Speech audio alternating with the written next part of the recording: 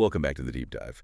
Today we're digging into something pretty interesting, a set of ideas around what's being called the Alpha Introvert Blueprint for Success. Yeah, it's fascinating stuff because, the usual advice is all about being loud, right? Being out there, networking constantly. That's supposedly how you get ahead, get money, power. Exactly. That's the dominant narrative. Be visible, be noisy.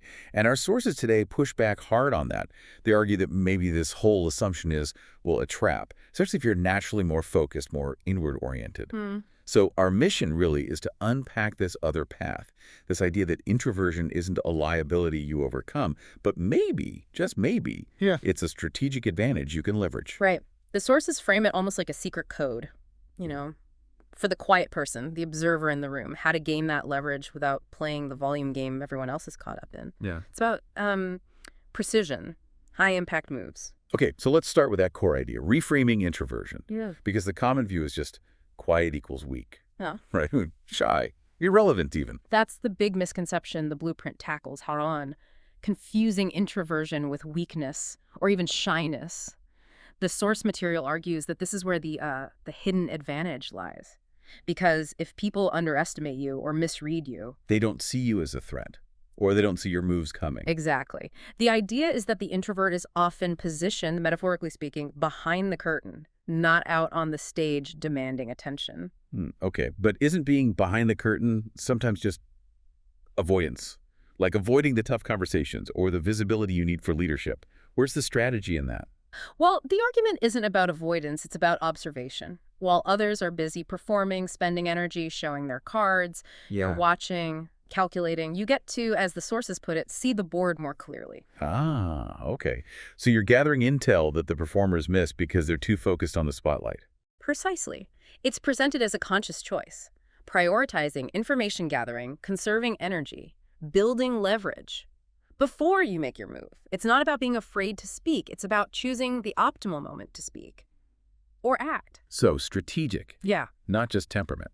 Definitely framed as strategic. It's about optimizing for control and timing based on that clearer view of the situation. You're building this mental map of what makes people tick, where the openings are. That's leverage. Okay, that makes sense. So it is not about volume, the competition shifts. You said earlier it's about precision. Let's unpack that. How does an alpha introvert compete on precision? Right. So while the crowd is shouting, maybe overpromising, just generating noise, the AI, the alpha introvert, is like deep in planning mode, while others are spilling all their ideas, their fears, their next steps. The AI is listening, really listening. Listening to understand, yeah, not just to reply. They're identifying the gaps, the weaknesses in arguments, the unspoken needs. That's where the precision comes in. Acting on that information, not just reacting to the noise. Which leads us to this concept of strategic silence. I found this part really compelling. The idea that saying less actually makes your words heavier, more impactful. It's basic supply and demand applied to communication. If you talk constantly, your words become common, maybe even cheap. But if you're known for being thoughtful, for observing, when you do speak, people tend to pause. Because they assume you've actually thought about it. Exactly. They know it's not just a reaction, it's calculated, it hits harder, as the sources say. Silence builds anticipation, it builds weight. And this isn't just about conversation, right? Yeah. The sources link this contained energy directly to, well, real-world success. Yeah. Money and power. Yeah, they draw a very clear line. Money rewards focus. Think about deep work, intense concentration that requires contained energy, tuning out distractions. That's how you produce high-value output quickly. And power. How does contained energy lead to power? Power rewards control. Control over information, control over your own reactions, control over timing. If you don't broadcast your intentions, if you keep your energy focused instead of scattering it on performance, you maintain control. You don't leak valuable intel. It prevents others from blocking your moves before you even make them. Right. You're turning that quietness, that solitude, into a kind of strategic asset, like information security for your own plans. The source mentions examples, right? Like top chess players, investors, founders. Not always the loudest people. Often quite the opposite. They're described as potentially more dangerous competitors precisely because they aren't loud. They've honed their ability to think deeply, observe keenly, and act decisively when the moment is right. They've weaponized their quiet focus. Okay, this philosophy is intriguing, but people listening want the how-to. And the good news is, this blueprint provides concrete steps. This is the actionable part for you, the listener. Right, moving from the why to the what. Step one is maybe the biggest mental hurdle for many. It's stop apologizing for being quiet. Yeah. That sounds simple, but wow.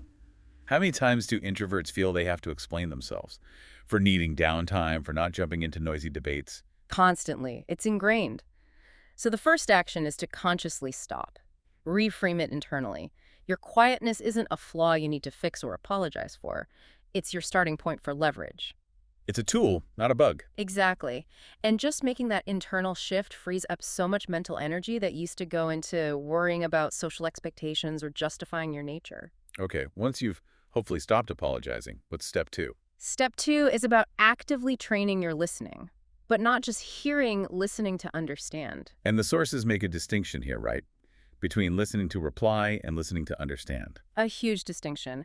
Most conversations, especially in business or arguments, are about people just waiting for their turn to talk. They're formulating their response while the other person is still speaking. Guilty as charged, sometimes. Yeah, we all do it. But the goal here is different. It's to tune into the deeper level. What's the real motivation behind what they're saying? What are they not saying? What are their underlying needs or fears? And getting that deeper understanding. That's the unfair advantage they talk about. That's the idea. If you genuinely understand someone's core drivers, you can negotiate better, persuade more effectively, lead more empathetically. You can address the root issue, not just the surface noise. It gives you predictive insight. Okay, that makes sense. Understanding leads to better prediction, which leads right into step three. Make your moves in silence. Yes. This one cuts against the grain of, modern culture. Share everything. Post your progress. Right, the building in public trend. Which has its place, maybe. But this strategy is the opposite. It's about execution before announcement. Don't talk about the plan, execute the plan. Let the results be the announcement. So build the app, then show it. Secure the deal, then report it. Create the solution, then present it. Exactly. Two key benefits. One, it protects your own motivation. Getting praised too early can actually kill your drive. Two, it keeps potential competitors or blockers in the dark until it's too late for them to interfere effectively. You seize the advantage before anyone even knew you were competing for it. You force them to react to your accomplished fact rather than giving them the chance to stop you beforehand. Powerful. Okay, and the final step, step four, brings it back to people, but with a twist. Cultivate a private circle. Right. This challenges the whole network like crazy mantra, quantity over quality. Which can be exhausting, especially for introverts. Yeah. All that superficial interaction. Totally. So this blueprint says, leverage your natural inclination for depth. Focus on quality, not quantity, in your relationship. Meaning fewer connections, but stronger ones. Precisely. Identify and cultivate relationships with maybe just one or two sharp allies. People who are trustworthy, competent, and aligned with your goals. People you can actually collaborate with deeply. So depth over breadth. A small, highly effective alliance instead of a sprawling, shallow network.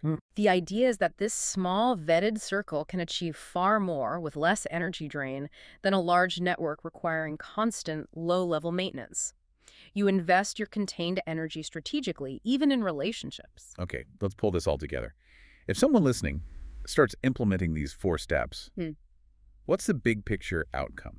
What does becoming an alpha introvert actually look like? It looks like quiet momentum. While others are chasing the spotlight, making noise, performing success, you're actually building it, using focus, precision, silence, and deep connection to make tangible progress. In fitness, finances, career, wherever you apply it. Yes. It's about shifting from worrying about external perception to mastering internal calibration and strategic action. You become, as the source says, quietly unstoppable. And it's crucial to reiterate, this isn't about hiding. It's not avoidance. Not at all. It's about efficiency. It's about impact. It's choosing your moments, like a sniper rather than a machine gunner. Strike when it counts. Embracing the strengths inherent in being observant, focused, and maybe a bit reserved. Yeah. Using them as the powerful tools they are. Exactly. Your quietness is the edge. So the final thought we want to leave you with today, a really potent metaphor from the source material. A lion doesn't need to roar to be feared. Think about that this week. Your quiet focus, your ability to observe and build in silence, that might just be your most powerful roar.